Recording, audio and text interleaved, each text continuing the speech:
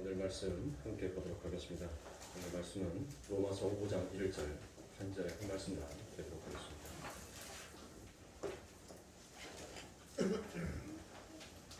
로마서 5장 1절 한 절의 말씀 다 찾으신 줄 알고 성도들과 함께 공부하도록 하겠습니다. 그러므로 우리가 믿음으로 의롭다 하심을 받았으니 우리 주 예수 그리스도로 말미암아 하나님과 화평을 이루리라. 아멘. 자, 너는 누구냐라는 그 두 번째 시간으로 오늘은 보다 더 구체적인 말씀으로 함께 들어가도록 하겠습니다. 그래서 우리가 지난 시간에 우리가 그동안 오류 잘 범하기 쉬웠던 오류 중에 하나가 무엇이었습니까? 우리는 우리 예수 그리스도께서 우리를 위하여서 그 예수 그리스도께서 죄에 넘겨져 죽었다라고 생각을 합니다. 그런데 성경의 말씀을 정확하게 보니까 우리의 죄 때문에 그 예수 그리스도가 파라디돔이 넘겨짐을 받게 되더라고요. 그러니까 죄로 인하여서 예수가 뭐에 되는 거예요? 죄 때문에 넘겨졌더라라는 것을 파라디돔이다라고 그와 같이 얘기하고 그것을 성경이 내어줌이다라고 그와 같이 번역을 해 놓았습니다. 자, 이렇게 우리 예수 그리스도로 말미암아서 우리의 죄가 그 예수 그리스도에 의해 다 넘겨졌어요. 그래서 우리들은 이제 그 예수 그리스도로 말미암아 못한 자가 되었습니까? 의인이 되었잖아요. 의인이 되었다는 거예요. 의로운 자, 의인이 되었다면 우리 안에는 이제 더 이상 무엇이 생산되어서는 아니 됩니까? 그렇죠. 죄가 생산이 되어서는 아니 됩니다. 왜요? 우리는 이미 죄의 모든 것들이 전부 다 해결이 되어 있기 때문이에요. 그런데 정말 우리의 겉사람과 우리의 속사람이 정말 하나님의 영광을 위하여서 정말 우리가 과연 그렇게 살고 있나? 우리는 전혀 그렇지 못하다는 것입니다. 그래서 고린도후서 4장 16절에 이 바울이 무엇이다라고 얘기를 합니까? 그러므로 우리가 낙심하지 아니하노니 겉사람은 후패하나 우리의 속사람은 날로 새롭도다라고 그와 같이 얘기를 하더라는 거예요. 자, 우리의 겉사람은 후패하니라고 제가 말씀을 드렸을 때 이 후패하다는 것이 바로 무엇이었습니까? 디아프테이로였죠. 디아프테이로. 이 디아프테이로는 바로 부패하다, 썩다, 파괴되다라는 그와 같은 뜻이 그 안에 담겨져 있습니다. 그러니까 나라는 자아는 매일매일 철저하게 부패되고 사라지고 파괴가 되어 가더라라는 뜻이에요. 그리고 내 안에 속사람은 무엇이에요? 내 안에 속사람은 우리 안에 누구 있다? 예수 있다. 그렇죠? 우리 안에 예수 있다라는 그 예수 그리스도로 인하여서 그 예수 그리스도가 우리들을 무엇하더라는 거예요? 여러분들 스콜롭스가 뭐죠? 스콜롭스.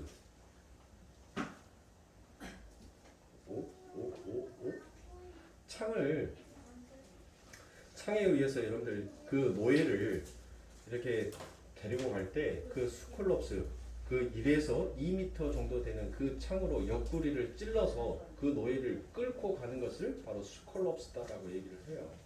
그러니까 우리는 예수 그리스도로 인하여서 무엇하게 되는 거예요? 이제 나는 나의 겉사람은 내 안에는 두 가지 양성이 있단 말이에요. 하나는 무엇을 육체의 법을 따르고 싶어하는 이 겉사람은 죄의 속성을 아직 벗어나지를 못하였어요. 그런데 내 안에 있는 이 속사람은 무엇을 쫓아가는 거예요? 하나님의 법을 쫓아가더란 거예요. 그런데 이 하나님의 법을 쫓아가기 위해서는 내가 반드시 무엇하는 자가 되어야 되는 거예요? 내가 내 자신이 후패해져야 된단 말이에요. 즉, 내 자아가 부인되어져야 해요. 그 내 자아는 내 스스로 부인되어질 수가 없으니까 내 안에 있는 누가 예수가 나를 끌고 가버리는 거예요. 어디로? 나를 후패하고 파괴되고 사라지고 부서지는 쪽으로 나를 끌고 가버리더란 거예요. 그렇게 내 겉사람이 깨져버리니까 내 안에 있는 무엇이 내 안에 있는 속사람이 드러나게 되더란 거예요. 그러면 그 속사람은 무슨 법을 따라요? 하나님의 법을 따른다라고 얘기했잖아요. 로마서 7장 25절 7장 마지막 절 7장 25절인가 그럴 거예요. 의심스러우신 분은 성경책을 침묵쳐서 어느 피시기 바랍니다. 7장 25절에 가면 아마 이 사도가 그 이야기를 해요. 나는 하나님 앞에 감사를 하는데 그런데 나는 내 안에는 또 무엇이 있다는 거예요. 내 안에는 하나님의 법을 쫓고 싶어하는 그 마음과 육신의 법을 쫓고 싶어하는 이 두 마음이 있더라라고 이야기를 하는 거예요. 그래서 사도가 무엇이다라고 얘기합니까? 누가 나의 이 사망의 몸을, 나의 이 겉사람을 뭘 해달라는 거예요? 어서 죽여달라고 얘기를 하는 거예요. 그 어서 죽여달라는 것이 그게 뭐예요? 그게 후패란 말이에요. 그게 자기 부인이에요.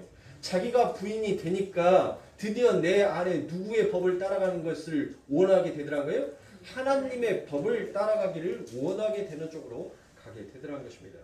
그래서 제가 우리들이 이 마음 안에 두 가지의 양성이 가지고 있는데 이 두 가지의 양성을 바로 신학적인 용어로 표현하면 이것을 무엇이다라고 했어요? 생성론적 교회다라고 이야기를 했죠. 그러면서 제가 지난 시간에 뭔 얘기도 했어요. 여러분들 신학 너무 좋아하시지 말라라고 얘기했죠. 그 알량한 신학이 누구를 죽였어요? 하나님의 아들을 죽였단 말이에요. 나는 배우지도 못했고 나는 알지도 못했고 나는 이 세상에서 가장 부끄러운 자다라고 여겼던 그들이 누구를 높였어요? 하나님을 높였단 말이에요. 내가 잘났다라고 내가 대단하다라고 생각했던 그들은 오히려 예수를 죽이는데 자기의 힘을 쓰더라는 것입니다. 하나님은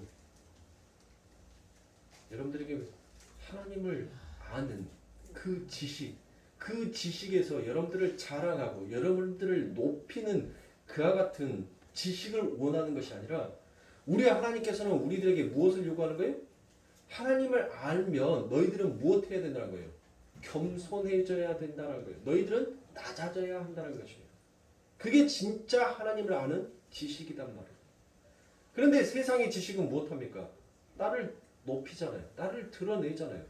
나를 부추기고 나를 치켜 세운단 말이에요. 그래서 학연지연 다 나오지 않습니까? 너 어디 학교 출신이야?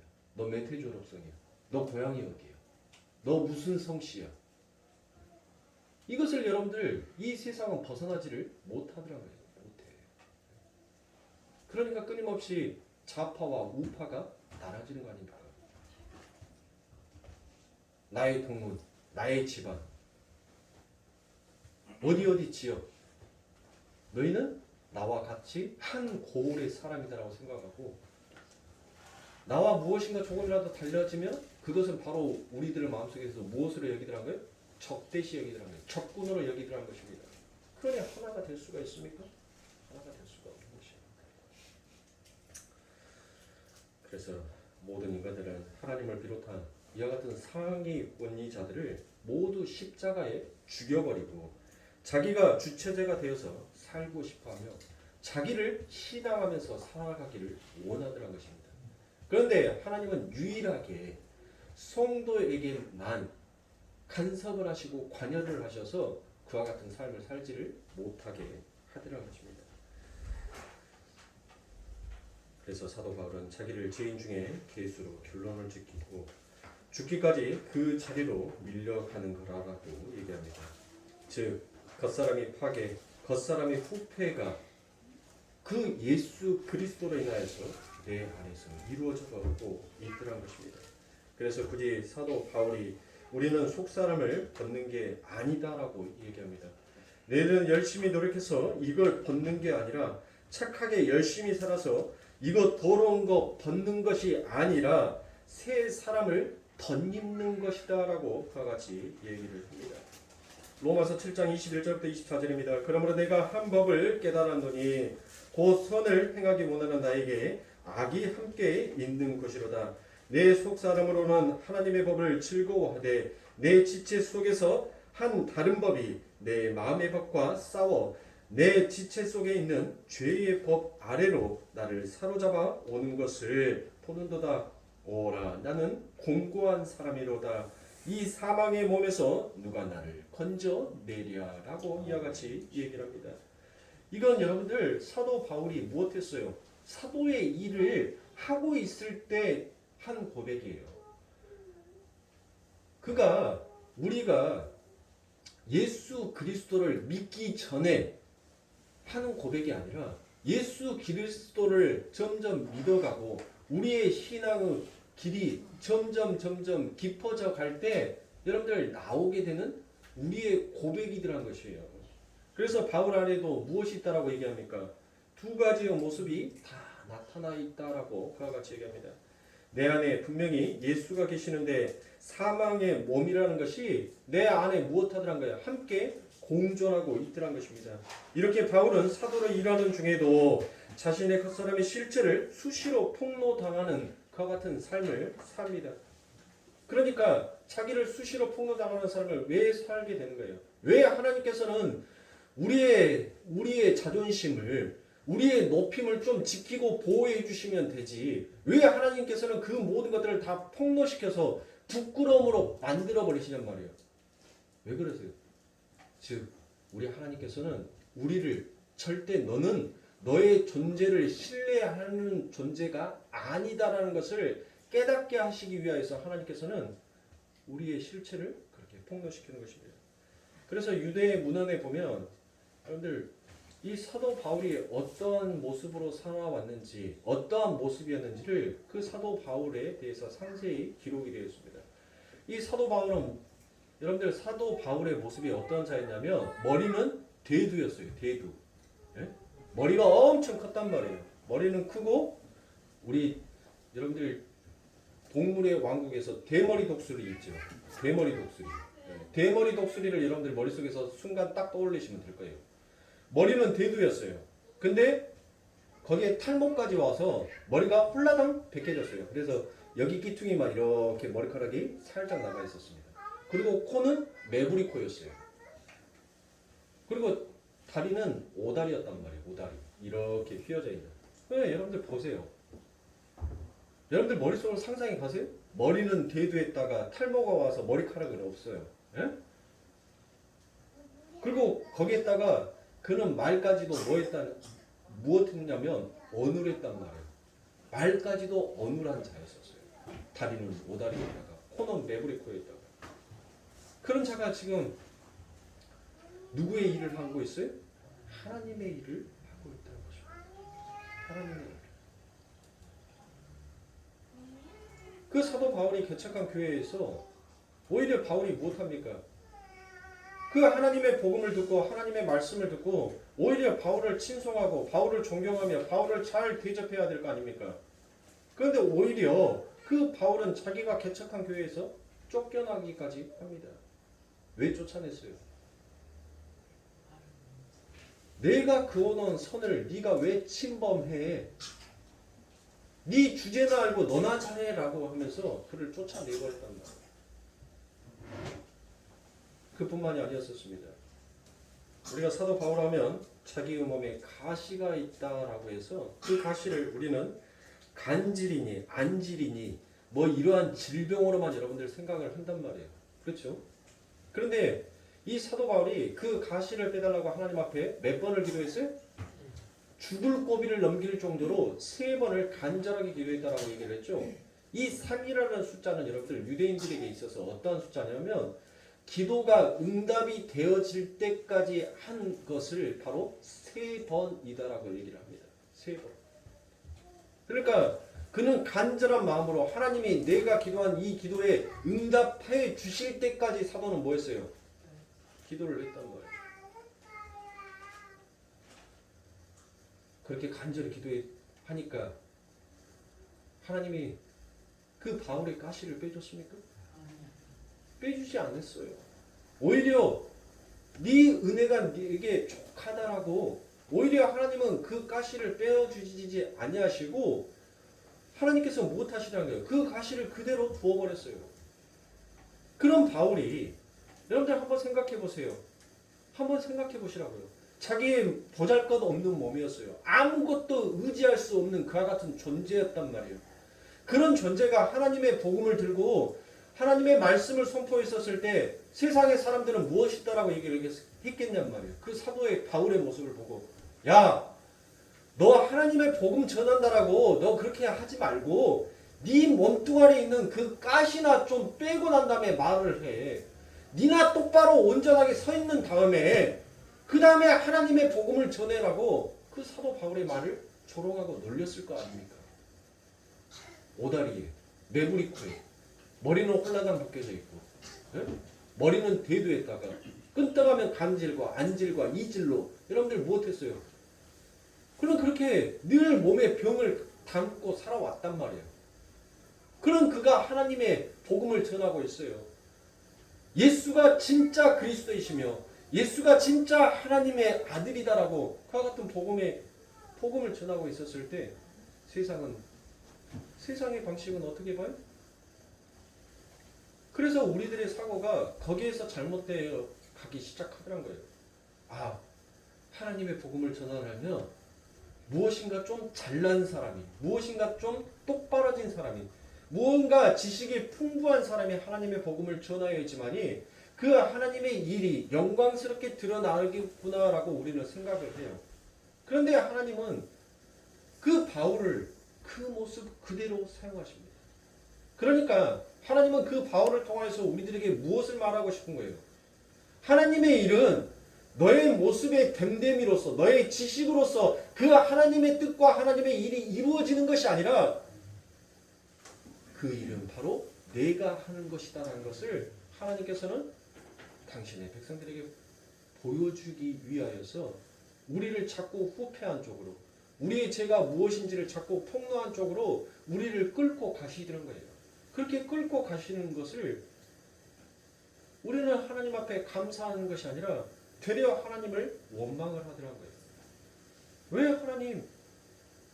왜 내 삶 가운데에서는 하나님을 믿지 아니하는 저 세상의 신을 믿는 저들도 지성이면 감천이더라고 열심히 저들의 신에게 빌었더니 그들에게 부귀 영화의 축복이 오는데 참되신 하나님이고 살아계신 하나님 앞에 내가 이처럼 지극정성으로 내가 하나님 앞에 빌었는데 하나님은 왜 내 기도를 외면하십니까? 라고 그와 같이 가더라고요.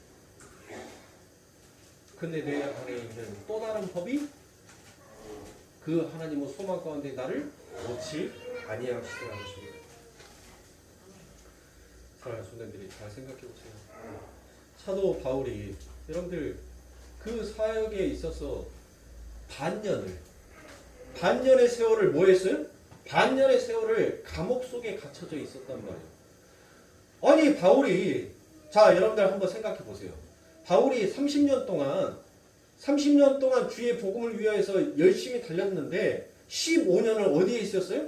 15년은 감옥에 있었어요. 그리고 15년 동안만 여기저기 돌아다니면서 바울이 전도여행을 다니면서 하나님의 복음을 전했단 말이에요.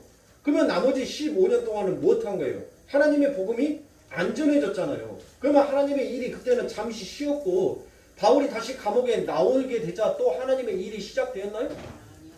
바울이 감옥에 있었는데 못해요. 그 바울의 복음을 시기 질투한 자들이 바울이 틀렸다라는 것을 외치는데 그 틀렸다는 것을 주장하는데 거기에서 무엇이 일어나요? 하나님의 역사함이 일어나는 거예요. 아니다 너희가 말하는 것이 틀렸다라고 오히려 하나님을 믿고 따르는 자가 더 많아져 버리더라는 것이에요. 바울이 감옥에 갇혀 있는데 또 누가 그 바울의 복음을 전합니까? 그 바울의 친구들이 그 바울의 복음을 또 전하기 시작하더라고요. 이 하나만 보더라도 여러분들 우리는 무엇해야 돼요? 하나님의 일은 우리의 열심으로 우리의 모형으로 우리의 행위로 이루어지는 것이 아니고 오직 하나님만을 의지했었을 때 그 하나님의 열심이 그 하나님의 뜻을 우리들의 삶 가운데 이루어내고 계시구나라는 것을 우리는 깨달아야 됩니다. 그래서 로마서 7장 25절에서 여러분들 그 바울이 그렇게 감옥에 갇히고 그렇게 자기가 질병 가운데 그 하나님의 복음을 온전히 전하지 못했던 그 바울의 그 모습 속에 여러분들 그 마음이 어디로 갔겠어요? 어디로? 예? 아니 우리 같으면 어디로 가겠냐고요. 내 삶 가운데 내가 기도했는데 하나님이 기도도 들어주시지도 아니하고 내가 하나님을 이름을 부르짖었는데 하나님께서 응답도 안 해주신단 말이에요. 예? 그러면 우리들의 마음은 어디로 가요? 에이 이런 예수 뭐한디 믿어? 이런 하나님 뭐한디 믿어? 우리는 우리의 마음속에 그 악한 마음이 잠깐 생각 속에 스쳐간단 말이에요. 근데 바울은 무엇했어요? 바울의 마음은 어디로 가는 거예요? 그렇게 자신의 가시가 자신이 복음을 전하지 못하는 그 절망 가운데 그는 로마서 7장 25절에서 무슨 얘기를 합니까? 내가 이 절망 중에 있었을 때 오히려 나는 무엇을 찾게 되더라고요? 하나님을 찾고 하나님 앞에 감사함으로 가더란 것입니다. 저와 여러분들은 바로 이 마음으로 가야 돼요. 우리가 절망 가운데 있었을 때 내가 믿는 하나님은 엉뚱한 엉터리 하나님이었구나라고 하는 것이 아니라 그 바울이 우리 주 예수 그리스도로 말미암아 나는 하나님께 감사하노라라고 우리는 이쪽으로 가야 한단 말이에요. 이렇게 가야 하는 거예요. 그런데 그 바울이 못합니까? 자신의 실체를 깨닫고 자신의 존재가 어떠한 자인지를 깨닫고 나는 절대 신뢰할 대상이 아니었구나라는 것을 깨달았던 그 바울이 그 예수 그리스도께 갔어요. 그리고 그 예수 그리스도께 가서 무엇합니까? 감사를 했단 말이에요. 감사를. 그렇죠? 그런데 여러분들 로마서 7장 25절에 보니까 그 하나님께 감사하노라라고 말을 하고 난 다음에 그 뒤에 무슨 말이 되어 있습니까?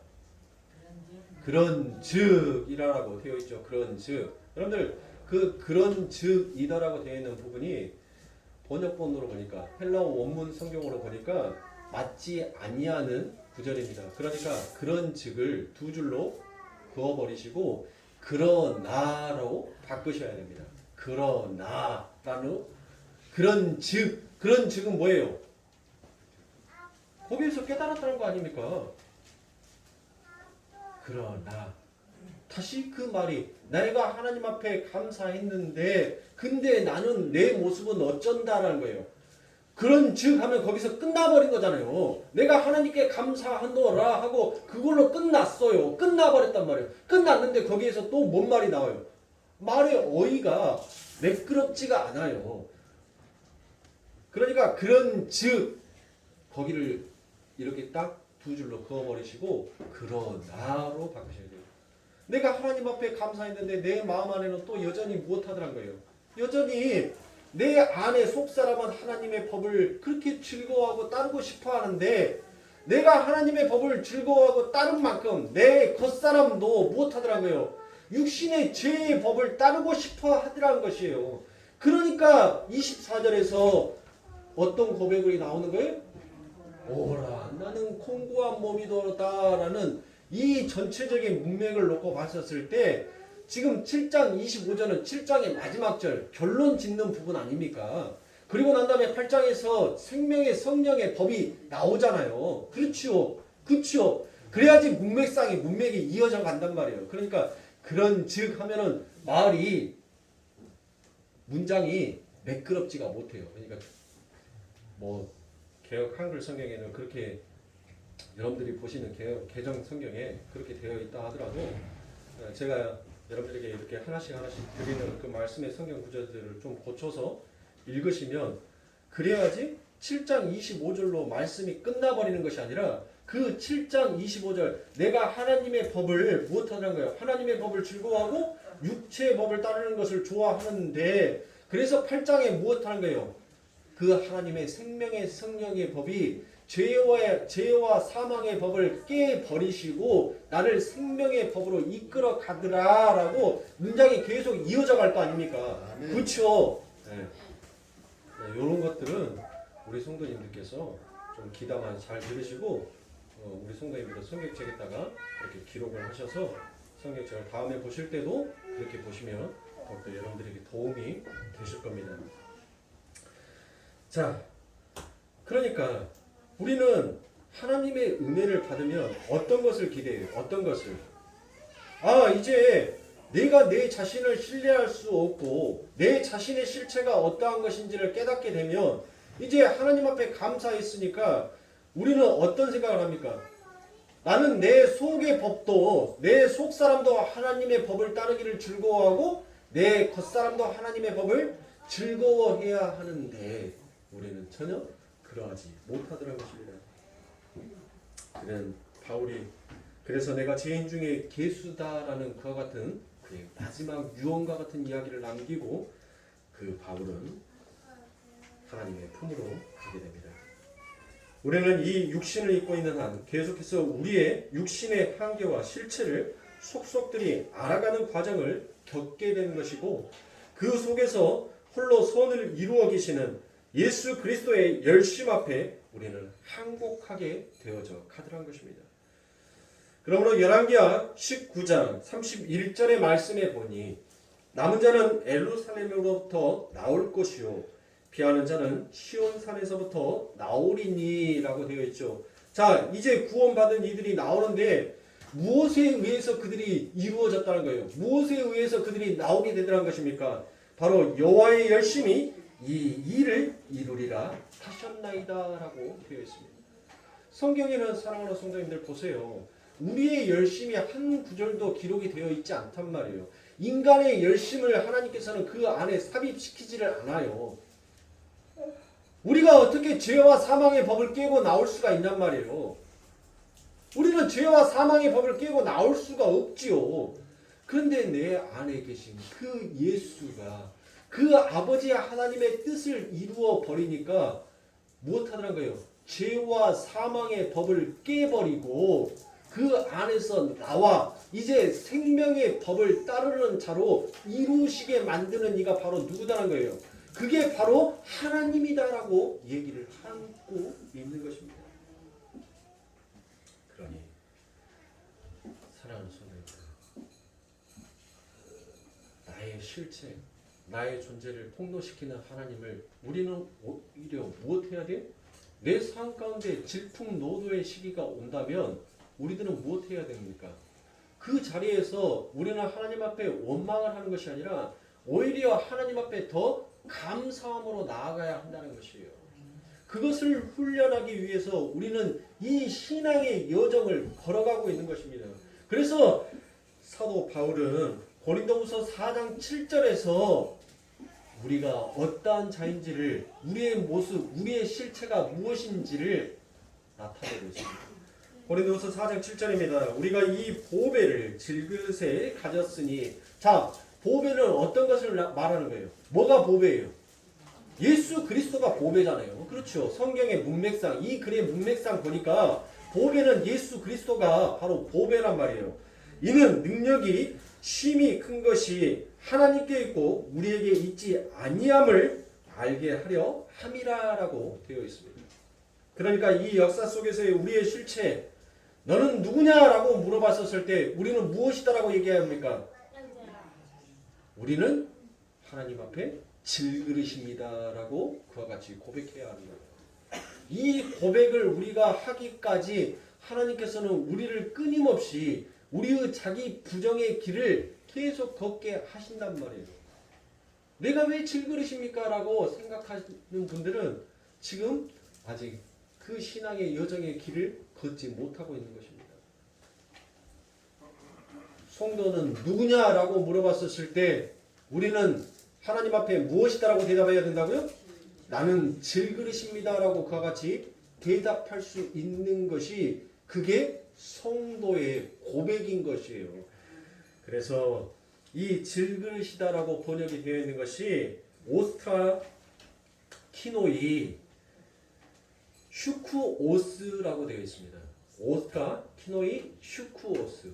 자, 오스트라 키노이가 바로 질이고 슈쿠오스가 바로 그릇이다라는 그와 같은 뜻입니다. 그러면 이 단어의 뜻을 가지고 해석을 해보니까 흙으로 만든 신부다라는 그와 같은 뜻이 있어요. 질그릇이 뭐다고요? 흙으로 만든 신부라는 그와 같은 뜻이 있단 말이에요. 즉 흙으로 만든 신부는 무엇하기 쉽다는 거예요? 깨지기가 쉬운 것이 여러분들 흙으로 만든 그릇 아닙니까? 그렇죠.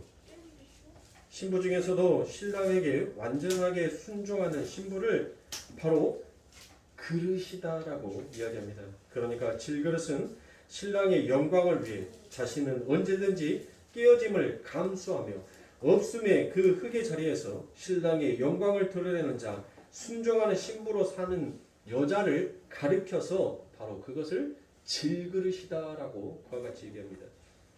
그러면 이 질그릇은 반드시 무엇하게 되어 있다라고 했어요? 그 그릇이 깨져서 부서지더라도 못하더라고요. 내 안에 담겨져 있는 그 보배를 위해서 순종을 하게 되더라는 것입니다. 그러면 사랑하는 성도님들, 순종은 무엇이 순종입니까? 뭐가 순종이에요? 우리 끈떡하면 순종해야 된다라고 얘기하잖아요. 하나님의 말씀 앞에 순종해야 한다라고 얘기를 하는데 그 순종이 뭐냐고요?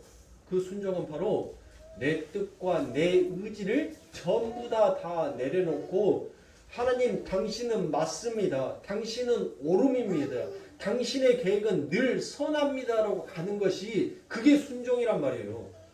에? 아시겠어요? 그래서 이와 같이 신부는 무엇하게 되어 있어요? 신부는 자신이 어떠한 취급을 받더라도 여러분들 내 안에 누가 있으니까 내 안에 예수가 있으니까 그 보배가 담겨져 있으니까 그러니까 나는 이 세상에 어떠한 평가를 받든 이 세상에 내게 어떠한 손가락질을 하든 나는 그것에 대해서 상관할 필요가 있습니까? 없습니까? 없다는 거예요. 사랑하는 성도님들, 조금 더 쉽게 얘기를 해서 그릇의 정체가 뭡니까? 네? 그릇의 정체성이 뭐냐고요? 요 질문도 어려우신가요? 아니 여러분들 그릇 못한대 하고 상황하냐고요. 그냥 밥통에서 손가락 퍼가지고 그냥 밥 먹으면 되지. 예? 못한다고 그 설거지 나오고 귀찮게 밥은 밥그릇에다 담고 국은 국그릇에다 담고 반찬은 접시에다 담고 왜 그거 하냔 말이에요. 몽땅 한 곳에다 그냥 다 담아놓고 그냥 퍼먹으면 되지. 안 그래요? 왜 그릇을 사용하냐고요. 그릇의 용도가 뭐예요? 담는 거 아닙니까? 담는 거. 그릇의 용도는 담는 거예요. 누구에 의해서 주인에 의해서 담아지는 거란 말이에요.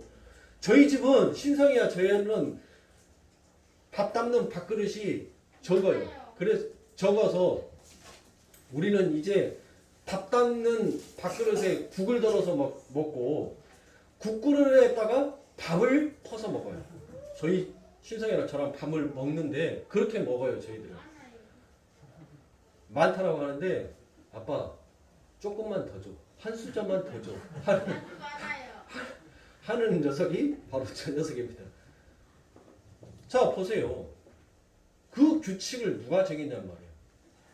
밥은 밥그릇에다 담아야 되고 국은 국그릇에다 담아야 된다는 그 규칙을 누가 정했냔 말이에요. 이게 바로 선악과를 따먹은 인간이란 말이에요. 에? 그런데 그 주인에 의해서 못해요. 아니 국그릇을 밥그릇으로도 사용할 수도 있는 거고 그 국그릇을 무엇으로 사용할 수도 있어요? 물컵으로도 사용할 수 있을 거 아닙니까? 그렇죠? 옛날에 컵이 어디 있었어요? 바가지 때 넣고 밥 먹고 바가지 때 넣고 물 마시고 다 했지. 안 그래요? 뭐 언제부터 우리가 고상하게 그랬다고 뭐 옛날에 새끼줄 동아줄 하나 걸어놓고 거기에다가 한번 강아지처럼 딱 강아지가 똥 싸고 난 다음에 땅바닥에 한번 쫙 문대고 가죠. 뭐 하는 거예요? 엉덩이 닦으려고. 뭐 언제부터 우리가 그렇게 깨끗 청결하게 살아왔다고 새끼 동아줄 하나 딱 걸어놓고 동아줄 가래등에다 딱 끼워놓고 쭉 한번 걸어가면 그것이 똥꼬 닦는 거였지. 안 그래요? 뭐 깨끗한 차 하지 마시라니까요. 그게 우리의 존재고 우리의 실체였어요. 즉 우리의 존재는 우리의 주인에 의해서 내 그릇의 정체성이 정해지는 거란 말이에요. 내가 아무리 국을 담고 싶어 하더라도 그 주인이 거기에다 밥을 담으면 나는 무엇하는 거예요? 나는 그 순간부터 밥그릇이 되는 거예요. 내 주인이 아무리 내가 화려하고 아무리 이쁘고 아무리 비싼 그릇이다 할지라도 못해요. 그 주인이 요강으로 써버리면 그는 한낱 요강에 불과하는 거예요. 우리 신성이가 여러분들 명나라 때면 여러분들 지금부터 역사가 어떻게 거슬러 올라가는지 아세요?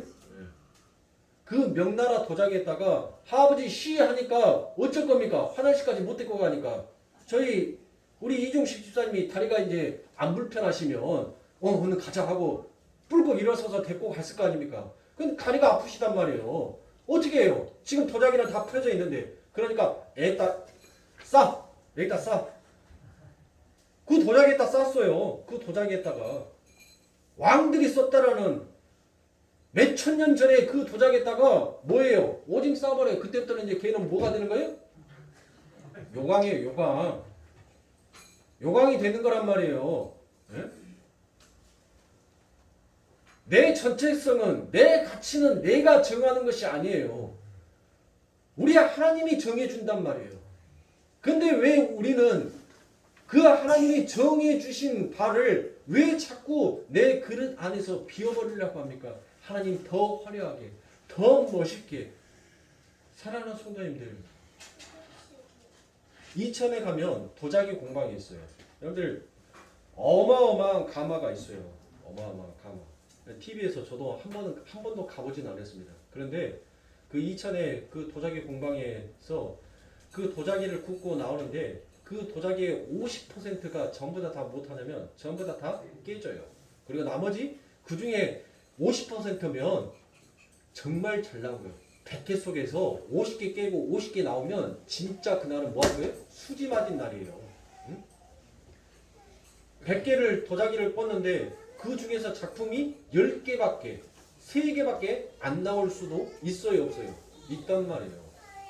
제가 그 이천 도자기 공방을 어떻게 알게 됐냐면 도자기를 굽고 난 다음에 도자기를 구울 때는 여러분들 참나무로 굽잖아요. 도자기를 굽고 난 다음에 그 안에 아궁이를 그 열기가 이제 한 2, 3일 정도 식히고 난 다음에 거기를 뭘로 사용하냐면 찜질방으로 사용해요. 찜질방. 그래서 제가 그거 보고 아 그렇구나라는 것을 제가 이제 알았는데 자 세상 사람들이 원하는 것은 무엇을 원하는 거예요? 세상 사람들이 원하는 것은 이천 도자기 공방에서 원하는 것은 무엇을 원해요?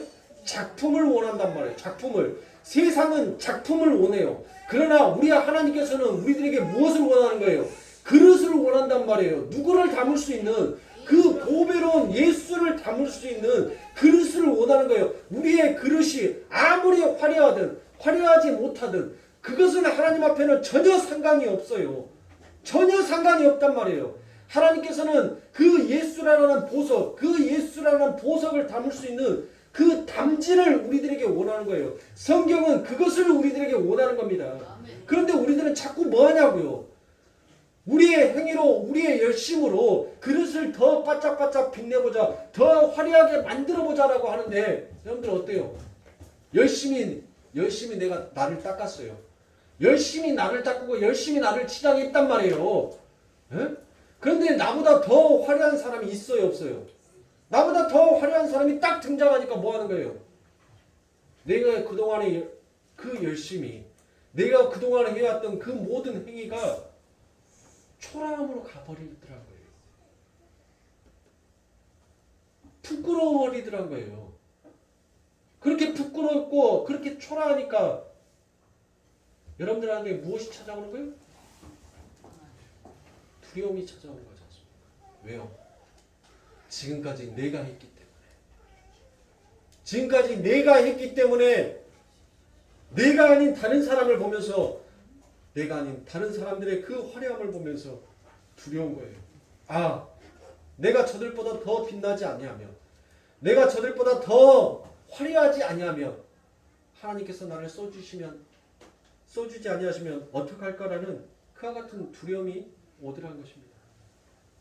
그러나 사랑하는 성도님들, 요한일서 4장 18절에서는 무슨 말씀이 있어요? 사랑 안에는 뭐가 없어요? 두려움이 없다라고 했습니다.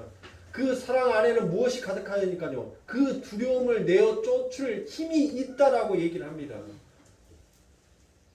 그래서 두려움에는 뭐가 있다는 거예요? 형벌이 있다는 거예요. 왜 형벌이 있다라고 요한일서 4장 18절에서 그와 같이 얘기합니까? 그 안에 무엇이 없기 때문에? 사랑이 없기 때문에. 그러면 그 사랑은 누구였어요? 예수란 말이에요. 예수가 없는 이 세상은 여러분들 두려울 수밖에 없어요. 초조할 수밖에 없어요. 왜요? 내 자신의 값어치를 더 높이기 위해서 나를 더 가꾸어야 되고 나를 더 빛내야 된단 말이에요. 근데 항상 세상은 내가 최고다라고 생각했던 그 시점에 나보다 더 화려한 자가 등장을 한단 말이에요. 네? 나보다 더 멋있는 사람이 등장을 해요. 그러니까 두려운 거예요. 내가 이렇게 하다 탈락되면 어쩔까? 그러나 성도는, 우리는 어때요? 내 안에 누구 있다? 내 모습이, 내 모양이 이그러지고 금이 가고 깨지기 쉬운 그릇이고 흙처럼 다듬어지지 아니해서 보잘것없는 그릇이다 할지라도 내 안에 그 사랑이 가득하신 예수가 담겨져 있음으로 말미암아 나는 무엇하는 거예요? 그릇은 담아져 있는 그릇은 보잘것이 없는데 그 안에 담겨져 있는 보석이 너무나도 진귀하다 보니까 그 그릇을 담고 있는 그 그릇마저도 무엇으로 여기게 되는 거예요? 가치 있는 그림으로 함께 여겨주더라고요. 여러분들, 우리 여자들은 욕심이 별로 없어요. 욕심이 없어요. 그래서 생일 선물로 남편들한테 선물을 받더라도 다이아 한 2캐럴 정도. 별로 욕심이 없어요. 그래서 선물을 하나 해줘서 내가 받고 싶으면 나 조그만데 다이아 한 2캐럴 정도만 선물을 해줘. 보세요. 여러분들 다이아 2캐럴이면 이 손톱만 합니까? 손톱보다 조금 더 크겠네요. 응? 그러면 여러분들 요만한 다이아몬드를 몇 캐럴을 하시면 될까요? 응? 이만한 다이아, 이 주먹만한 다이아가 여러분들 아무것도 보잘것없는 그냥 그런 그릇에 담겨져 있는데 사람들이 보기에는 못해요. 야, 저 엄청난 다이아가 저 그릇에 담겨질 정도면 저 그릇은 정말 대단한 그릇일 거야 라고 생각을 할 거란 말이에요.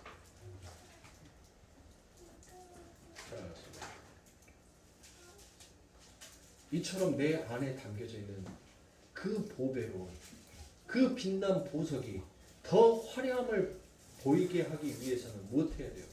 내가 깨져야 합니다. 내가 질그릇처럼 깨져야 돼요. 그 보석에 의해서. 그래서 하나님께서는 우리들의 화려함을 원하는 것이 아니라 네 안에 무엇을 담고 있는지를 하나님은 보고 계신단 말이에요. 그 그릇의 화려함이 아니에요. 하나님의 시선은 내 그릇 안에 보잘것없는 그릇이다 할지라도 내 안에 하나님께서 진짜로 원하시는 그 보석 예수가 담겨져 있으면 하나님은 무엇 하시는 거예요? 그걸로 기뻐하시는 거예요. 그래서 불같은 구원이다라고 얘기하지 않습니까? 그 질그릇을 불 가운데 확 던져버리니까 그 질그릇이 딱 깨졌는데 그 질그릇 안에 뭐만 남아요? 보배로운 그 보석인 예수만 딱 남더란 거예요. 그게 불 가운데 던져지는 구원 아닙니까? 예? 우리는 그렇게 내 안에 있는 그 예수를 담기 위한 그릇으로 지금 빚어져 가고 있는 거예요. 만들어져 가고 있는 것이란 말이에요. 근데 더 빨리 만들어 달라. 더 화려하게 만들어 달라. 더 멋지게 만들어 달라. 지금 우리는 하나님 앞에 그것을 요구하고 있는 거지 않습니까? 그게 뭐예요? 왜 사랑하는 성도님들, 왜 부자로 살아가는 것이 그게 선입니까? 왜 가난한 것이 죄예요? 왜 건강한 것이 여러분들 그게 선이고 병들어 아파 있는 것이 여러분들 악입니까? 성공은 선이다라고 하고 실패는 죄다라고 얘기를 해요. 도대체 이 선악의 구조의 그 기준점을 누가 정했냔 말이에요. 누가 정했어요? 선악과 따먹은 우리 인간이 정했단 말이에요. 그래서 아이들이 보는 그 프로마저도 여러분들 못해요. 경쟁의 구도를 계속 그 안에 삽입을 시키는 거예요. 아이들을 세뇌를 시키는 거예요. 태어나서부터 어른이 될 때까지 그 경쟁의 구조 속에서 강한 자만이 살아남을 수 있다라는 것을 끊임없이 반복하여서 그 안에서 내포하고 있는 것입니다. 얘기들이 보는 만화들, 얘기들이 하는 게임이들, 세상의 교육이다라고 하는 그 윤리와 도덕마저도 경쟁 구도를 만들어서 강한 자만이 살아남을 수 있다라는 것을 가르치고 있더란 것이에요. 자꾸 그릇의 화려함만을 추구하고 있더란 것입니다. 사랑하는 성도님들, 다시 오늘의 말씀을 정리하면서 여러분들과 이 말씀으로 마치고자 합니다. 사랑하는 성도님들, 우리 아버지 하나님께서는 우리들에게 작품을 원하시는 것이 아닙니다. 우리 하나님께서는 우리들에게 무엇이 되라라고 얘기합니까? 너희는 그릇이 되라라고 얘기하고 있어요. 지금까지 내 삶 가운데서 나는 화려한 작품이 되어 보겠다라고 여러분들이 열심히 달려왔다면 이제는 하나님의 말씀을 그 예수를 담을 수 있는 그릇의 되기를 훈련하고 노력하며 기도로 간구로 전진하셔야 합니다. 그게 마지막 우리가 이 신앙의 여정을 걸어가는 삶의 목적인 것입니다. 오늘 너는 누구냐라고 물었었을 때 우리는 그 아버지 하나님 앞에 담대하게 하나님 나는 하나님의 질그릇입니다라고 고백할 수 있는 그와 같은 신앙이 필요합니다. 이 시대에 바울과 같은 이와 같은 아버지 하나님의 종이 다시 필요해요. 바울과 같은 종이 없어요. 바울과 같이 진솔하게 그 아버지 하나님을 만나서 고백하는 하나님의 종이 없단 말이에요. 이 시대에는. 저 역시도 마찬가지입니다. 그래서 우리들은 기도해야 돼요. 하나님을 진실되게 진솔하게 만나고 싶습니다. 율법의 하나님이 아니라 살아계신 하나님을 만나보고 싶습니다라는 그 간절한 소망으로 우리는 하루하루를 살아가야 할 것입니다.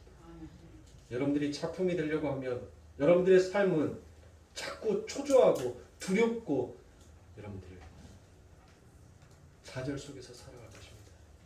그러나 여러분들이 작품이 아닌 그릇으로 여러분들의 삶을 살아간다면 여러분들의 삶 가운데서는 찬송과 영광과 그 아버지 하나님의 이름을 위해서 여러분들의 행보가 달라지게 될 것이다. 오늘 저와 여러분들은 그 아버지 하나님의 그릇이 되기 위하여서 하나님의 말씀을 또 들었습니다. 작품이 되고자 싶어하는 자들은 오늘 던져진 이 하나님의 말씀을 전부 다 밖에 나가서 다 비워버릴 것이고 정말 하나님의 그릇이 되고자 싶어하는 자들은 그 마음의 그릇에 하나님의 말씀을 담아 기도와 간구로서 하나님 앞에 아뢰며 더욱더 하나님을 의지하는 쪽으로 나아가게 될 것입니다. 바울이 자신의 마음 안에 두 양성이 있듯이 여러분들이 그것을 선택하고 선택하지 아니하고는 여러분들에게 달려있습니다. 그 끝은 반드시 죄에 대한 심판, 불타버릴 없어질 그 심판이 있다는 것을 사랑하는 성도들 잊지 마시고 더욱더 하나님을 부르짖고 찾는 저와 여러분들이 되기를 주님의 이름으로 축원합니다. 기도하겠습니다.